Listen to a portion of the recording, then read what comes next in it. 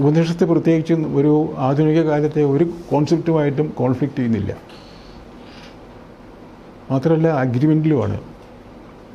ഈശാവാസ്യം എന്നൊരു ഉപനിഷത്ത് എടുത്താൽ പിന്നെ മാർക്സിസം വേണ്ട. ഈശാവാസ്യം ഇതം സർവം യത് കിഞ്ച ജഗത്യാം ജഗത് തേന ത്യക്തേന ഭുഞ്ജീത മാ ഗൃഹ കസ്യസി ധനം. Everywhere it's God. All are the same. So no, there is no difference between one and the other. അതുകൊണ്ട് എന്ത് വേണം? Don't swallow everything that you get all by yourself. Give it to others. Eat only after giving it to somebody. And don't go on hoarding. The basic question is, whose is this property, capital? It is not your capital, you have not invested it and you have not put anything to make it grow. It's naturally available, all resources in the world. So you should not try to amass it for yourself. Try to give it away before you consume it. And treat everybody as equal. Alpa Mena. Justice equal to you, not above, not below. So what is the use of Marxism? There is no use except for the methodology, which was entirely wrong.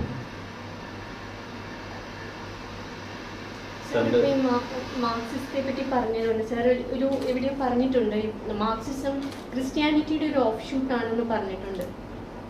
അത് എന്തുകൊണ്ടാണ് ആ ഒരു context എങ്ങനെയാണ് sir explain ചെയ്യുക? അധ്വാനിക്കുന്നവനും ഭാരം ചുമക്കുന്നവനും സ്വർഗരാജ്യം എന്ന് ആദ്യം പറഞ്ഞത് എംഗൽസോ മാർക്സോ അല്ലല്ലോ, അല്ലേ? പിന്നെ ദൈവത്തിൻ്റെ മുമ്പിൽ ഏറ്റവും അധികം സ്ഥാനമുള്ള ആൾ ക്രിസ്ത്യാനിറ്റി അനുസരിച്ച് ഭക്തനല്ല, പുരോഹിതനല്ല, ആരാണ്? നീതിമാനാണ്, ദി ജസ്റ്റ്. എന്താണ് ജസ്റ്റിസ്? ജസ്റ്റിസ് ഈസ് ദീസ് ഈശാവാസ്യം ഉപനിഷത്ത്. അപ്പോൾ ആരാണ് ആ ആദ്യത്തെ മാർക്സിസ്റ്റ്? എന്തിനാണ് അദ്ദേഹം ഈ പലിശക്കാരിയൊക്കെ അവിടെ പോയിട്ട് തല്ലി ഓടിച്ചത്? Same thing is a revolution, later. Only thing is he was not instigating anybody, he was doing it himself. ആദ്യത്തെ മാർക്സിസ്റ്റ് ജീസസ് ക്രൈസ്റ്റാണ് ശരിക്കും. സംശയമൊന്നുമില്ല കാര്യത്തിൽ. സാറിൻ്റെ ഒരു എഴുത്തിലേക്ക് വന്നാൽ ഈ 62 നിഴൽപ്പാടുകളാണ് എഴുത്തുള്ളത്. എങ്ങനെയാണ് ആദ്യത്തെ റൈറ്റിങ്ങിലേക്ക് വരുന്ന ഒരു രീതി? ഈ റൈറ്റിങ്ങിലേക്ക് വന്നതെന്ന് പറഞ്ഞാൽ, ഞാൻ ഈ കോഴിക്കോട്ട് പഠിക്കുന്ന കാലത്ത് എനിക്ക് ഇത്തിരി കാശിന് ആവശ്യമുണ്ടായിരുന്നു. അപ്പോൾ അച്ഛൻ്റെ ഒരു ഫ്രണ്ടാണ് അവിടെ ഉണ്ടായിരുന്ന ഒരു അസിസ്റ്റൻ്റ് എഡിറ്റർമാരിൽ ഒരാൾ, NP Damodaran. He was A Congress activist.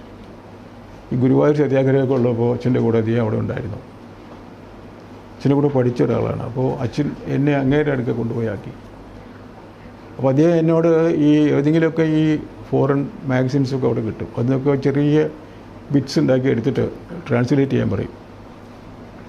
ഈ വിൽ പ്രിൻ്റ് ഇറ്റ് പേപ്പറിൽ ഞായറാഴ്ചയൊക്കെ പ്രിൻ്റ് ചെയ്യും. ചെറിയ ഈ കോളം ഫില്ല് ചെയ്യാനുള്ള സാധനമൊക്കെ ആയിട്ട് പ്രിൻ്റ് ചെയ്യും. അന്ന് ഈ കമ്പ്യൂട്ടറൊന്നും ഇല്ലല്ലോ, അപ്പോൾ പല വലുപ്പത്തിലുള്ള കഷ്ണങ്ങൾ വേണം. അപ്പോൾ എഡിറ്റർമാർക്ക് എന്തെങ്കിലും പ്രശ്നം ഉണ്ടാകുമ്പോൾ ഒരു തുണ്ടെടുത്ത് അത് ഫില്ല് ചെയ്യും, അതിനുവേണ്ടി വയ്ക്കുന്നതാണ്. അപ്പോൾ അങ്ങനെ ഫില്ല് ചെയ്യുമ്പോൾ ഒരു മാസം കഴിയുമ്പോൾ 10-15 ഉറുപ്പിക എനിക്ക് കിട്ടും. അന്ന് 15 ഉറുപ്പിക എന്ന് പറഞ്ഞാൽ ഭയങ്കര കാശാണ്. അപ്പോൾ അങ്ങനെ ഞാനിത് ട്രാൻസ്ലേറ്റ് ചെയ്തപ്പോൾ പിന്നെ ഞാൻ പഠിക്കുന്നത് സയൻസ് ആയതുകൊണ്ട് അദ്ദേഹം ഈ സയൻസ് ബിറ്റ്സായി എനിക്ക് കൂടുതൽ തരാൻ തുടങ്ങി. അപ്പോൾ അങ്ങനെ ആ സയൻസിലൊരു ഈ മലയാളം സയൻസിൽ എഴുതുന്ന ഒരു പ്രശ്നം കൂടി അന്ന് ശീലിച്ചു പോന്നു. കുറച്ച് കഴിഞ്ഞപ്പോൾ ഒരു ദിവസം 1957 സ്പുട്നിക് വിട്ടു റഷ്യ.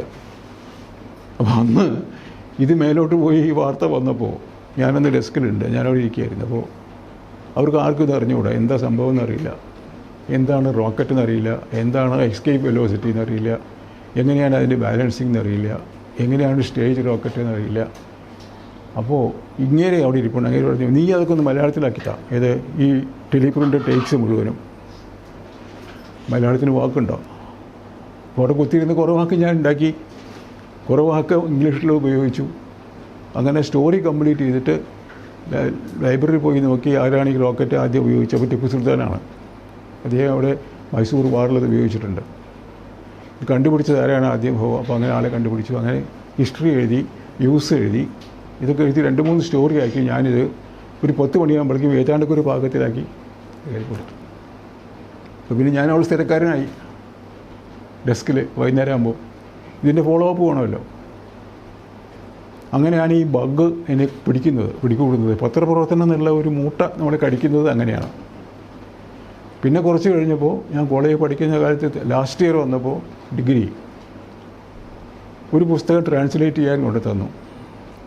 അന്ന് പെരിന്തൽമണ്ണയിൽ ഒരു പബ്ലിഷർ ഉണ്ടായിരുന്നു, തൃക്കടീരി മനയിൽ, ഉദയ പബ്ലിക്കേഷൻസ് എന്ന് പറഞ്ഞിട്ട്. അവർ ഡാനിയൽ ഡീഫോവിൻ്റെ മോൾ ഫ്ലാൻഡേഴ്സ് എന്നൊരു കൃതി സറ്റയറാണ്, അത് മലയാളത്തിൽ ട്രാൻസ്ലേറ്റ് ചെയ്യാൻ പറഞ്ഞു. 1,500 പേജുണ്ട്. അപ്പോൾ ഇതുമായിട്ട് ഗുസ്തി പിടിച്ചിട്ട് ഒരു വെക്കേഷൻ കാലത്ത് 2 മാസം ഭയങ്കര ഗുസ്തിയായിരുന്നു. കാരണം ഈ സറ്റയറും കൂടി ആകുമ്പോൾ പിന്നെ പറയണ്ടല്ലോ. അത് കഷ്ടി തീർത്ത് കൊണ്ടു കൊടുത്തു. അന്ന് 500 രൂപ തന്നു. അതുകൊണ്ടാണ് ഞാൻ പോസ്റ്റ് ഗ്രാജുവേഷൻ പഠിക്കാൻ പോയത്. ഈ പുസ്തകം ചെയ്തതോട് കൂടിയിട്ട് എനിക്ക് ചെയ്യാമെന്നൊരു തോന്നൽ വന്നു. അങ്ങനെ ഇരിക്കുമ്പോഴാണ് പാലക്കാട്ട് പോയിട്ട് ഒരു തവണ നാട്ടിൽ വന്നപ്പോൾ, ഓണക്കാലത്ത് നാട്ടിൽ വന്നു. ഓണക്കാലത്ത് കുട്ടികളോട് കളിക്കാമെന്ന് വെച്ചിട്ട് വന്നതാണ്. അപ്പോൾ നോക്കുമ്പോൾ അച്ഛനും അമ്മയും കൂടി ഞാൻ വരില്ല എന്ന് വിചാരിച്ചാൽ അവർ ഗുരുവായൂർക്ക് പോയി. ഞാൻ പഠിക്കാൻ പുസ്തകം കൊടുത്തിട്ടില്ല, കളിക്കാൻ വന്നതാണല്ലോ. പിന്നെ എന്താ ചെയ്യാന്നൊക്കെ ഒരു നോവൽ എഴുതാൻ തീരുമാനിച്ചു. അങ്ങനെ കുത്തിയിരുന്ന് എഴുതിയ നോവലാണ് ഈ നിഴൽപ്പാടുകൾ. 10 ദിവസം കൊണ്ട് ഒരു നോവൽ എഴുതി, 10 ചാപ്റ്റർ.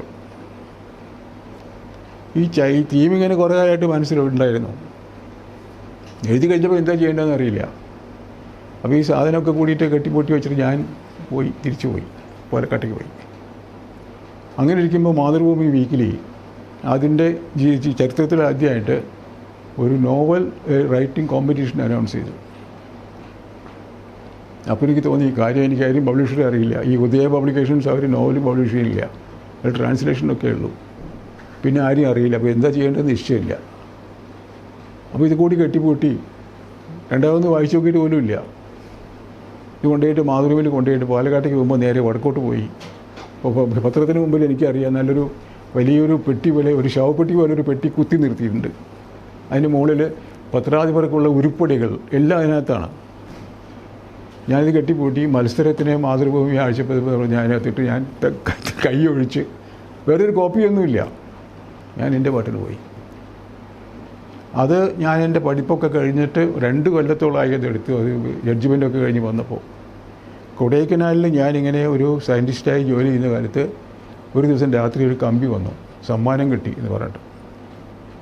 അങ്ങനെയാണ് ഞാൻ ഈ എഴുത്തുകാരനാവുന്നത്. എഴുത്തുകാരനായി ഇത് മാതൃഭൂമി സീരിയലൈസ് ചെയ്തു. ആ പുസ്തകം ആ കാലത്ത് തൃശ്ശൂർ കറണ്ട് ബുക്സ് പബ്ലിഷ് ചെയ്തു. ആ കൊല്ലം തന്നെ അതിന് കേരള സാഹിത്യ അക്കാദമിയുടെ അവാർഡ് കിട്ടി. 20 വയസ്സായിട്ടുള്ളൂ. അക്കാദമി അവാർഡ് കിട്ടുന്ന ഏറ്റവും കുറഞ്ഞ പ്രായക്കാരൻ ഇപ്പോഴും ഞാനാണ്, ഓൺ റെക്കോർഡ്. അങ്ങനെ ഈ പണ്ട് കാരണവന്മാർ പറയും, ഒരു ചക്ക വീണപ്പം ഓയിലിനെ കിട്ടിയ പോലെ ഞാനൊരു എഴുത്തുകാരനായി മാറി എന്ന് പറഞ്ഞാൽ, ഇത് എഴുതിയാൽ എന്ത് ചെയ്യണമെന്നോ പബ്ലിഷ് ചെയ്യാൻ ആരെങ്കിലും ഉണ്ടോ എന്നുള്ളൊരു പ്രശ്നമില്ലാതായി എന്നർത്ഥം. പക്ഷെ അപ്പോഴും അച്ഛൻ എന്നോട് പറഞ്ഞ് സൂക്ഷിക്കണം, എന്തെങ്കിലും എഴുതി തുടങ്ങിയാൽ ബുദ്ധിമുട്ടാവും, അതുകൊണ്ട് ബി കെയർഫുൾ. അങ്ങനൊരു ഗുരുത്വം കൂടെ കിട്ടി.